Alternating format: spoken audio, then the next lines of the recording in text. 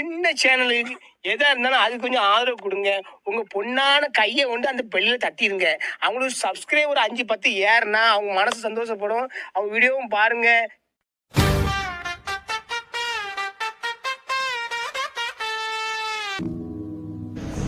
Juliet ஒரு அழகிய பூனையை, செர்ரி என்ற பூனையை வளர்த்து வந்தாள். அந்த பூனையை ஆசையாக அவள் வளர்த்து வந்த அந்த சமயம் அவள் மிகவும் மகிழ்ச்சியாக இருந்தாள். அந்த பூனை அவளிடம் மிகவும் பாசமாக இருந்தது. எப்போதும் அவளுடன் இணை பிரியாமல் அது இருக்கும். ஒரு நாள் தப்பித்து சென்று விட்டது.